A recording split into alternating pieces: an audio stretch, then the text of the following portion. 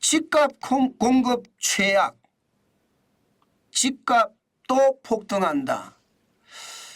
야, 이게 여러분 사실일까요?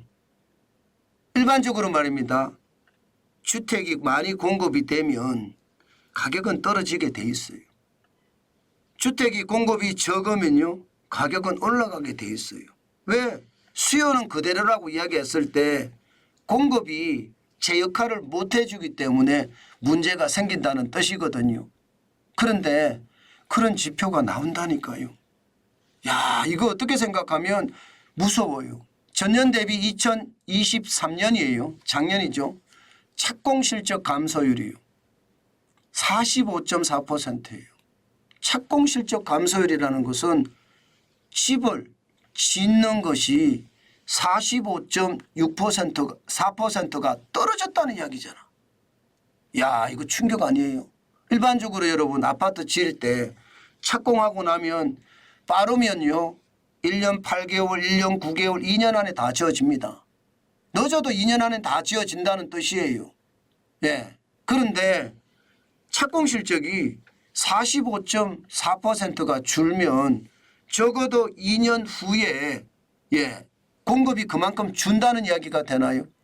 충분히 그렇게 되죠. 저는 이거 굉장히 무섭게 보고 있습니다. 이렇게 많이 줄잖아요.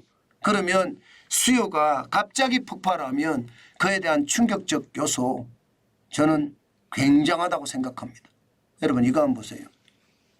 착공 실적을 보면 작년에 20만 9,400가구입니다. 충격적이지 않으세요?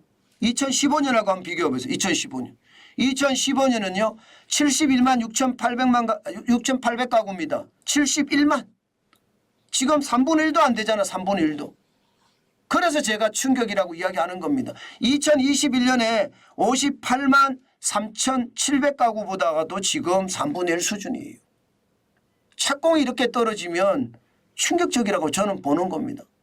여기다가 여러분 2022년에 38만 3,404가구가 착공이 됐는데 2023년은 충격적이라는 이야기죠. 저는 올해 어떻게 되느냐가 올해 착공이 어떻게 되느냐가 이제 집값이 어떻게 폭등할지 저는 결정될 수 있는 요소라고 봅니다. 그만큼 말입니다. 심각하다는 거예요. 공급이 그만큼 안 일어난다는 거예요. 공급이. 왜 이렇게 공급이 안 일어날까요, 여러분? 기본적으로 아파트 공사를 할 수 있는 비용이 너무 많이 올랐어요. 최저임금은 최저임금대로 올랐죠. 주 52시간제는 주 52시간대로 적용이 됩니다. 여기에다가 말입니다. 일이라는 게 하다가 끊어지면 이게 일의 성률이 떨어지잖아요. 능률이. 지금 실제로도 말입니다. 그렇게 떨어집니다. 여기에다가 자재비는 또 얼마나 올랐습니까? 자재비. 자재비도 진짜 말로 하지 못할 만큼 엄청나게 올라버렸습니다. 이게 충격이 안 될까요? 그 충격이 결국은 착공 실적으로 나타난 거예요. 그나마 말입니다. 그나마 분양이 지금 그만큼 덜 된 것도 그 이유라고 저는 생각을 합니다. 이게 작년에도 말입니다. 분양을 보면 이게 분양이 많아야 돼. 작년에도 공급이 적었다는 이야기잖아요. 19만 2,400가구예요. 야, 분양 굉장히 적었죠. 착공이 적으니까 이게 분양이 적은데 문재인 정부 때 규제만 하다 보니까 결국은 그만큼 성인이 덜 나서 문제가 생긴 거거든요. 2015년 보세요. 52만 5,500가구였거든요. 그런데 2017년, 18년, 19년, 20년, 21년, 22년, 23년 쭉 오면서 보시면 여러분 분양 실적이 굉장히 낮아요. 이게 결국 착공이 적어지면 분양에도 영향을 미친다 이렇게 생각하거든요. 제가 더 심각하게 생각하는 것은 인허가거든요. 인허가도 지금 장난 아닙니다. 2023년은 전년 대비해서 25.5%가 줄어들었습니다. 52만 2천 가구가 분양이 인허가가 됐는데 2023년에는 38만 9천 가구. 그만큼 원자재 가격이 오르고 주 52시간제가 적용이 되고 최저임금이 오르면서 수많은 악재가 시장에 덮쳐서 지금 착공이 그만큼 줄어든 거고요. 그에 따라 분양이 줄어들고요. 그에 따라서 인허가까지 줄어들었어요. 저는 인허가가 줄어드는 것은 진짜 최악이라고 생각을 합니다. 이게 정부가 정책에 따라서 인허가를 해주는 거잖아요. 일반적으로 건설회사 입장에서는 인허가부터 먼저 받아놓고 준비하려고 생각을 하거든요. 그런데 건설회사들이 인허가를 안 받는다는 사실이잖아요. 저는 인허가를 안 받는 것이 결국은요, 최악의 어떤 상황으로 몰고 갈 수밖에 없다 이렇게 생각합니다. 문재인 정부 때는 규제 중심으로 공급을 덜해서 문제가 생겼고요.